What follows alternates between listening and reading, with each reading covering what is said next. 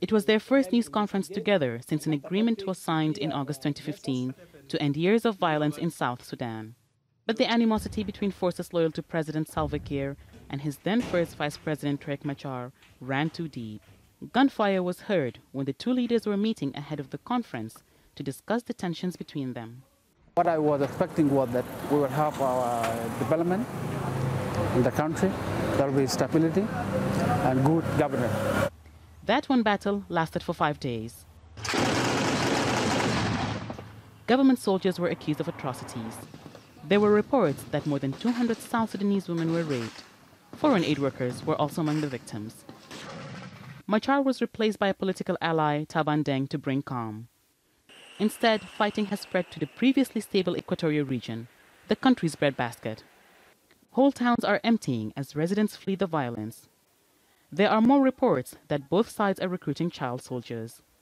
A quarter of the country's 12 million population have now been displaced, and that number is rising fast. Half the population is badly in need of food. You know, we've seen an increase in the number of people that are severely food insecure. Why?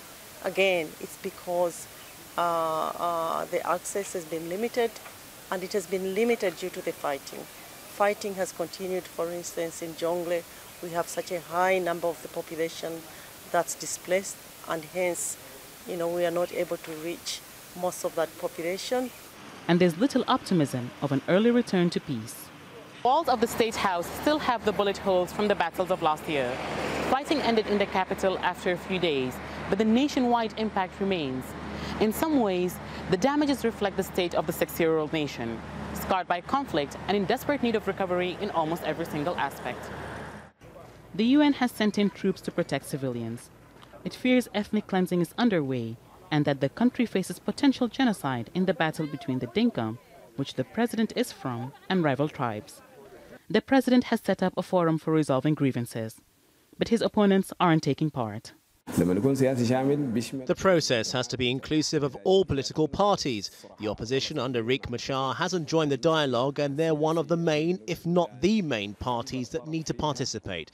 If there is a dialogue, it has to include the group of Machar and those armed groups that joined him. As many as half of this young country's population faces being displaced by the end of the year, as the conflict claims more victims. Some estimates of the death toll are in the hundreds of thousands, and there's no sign of an end to the fighting.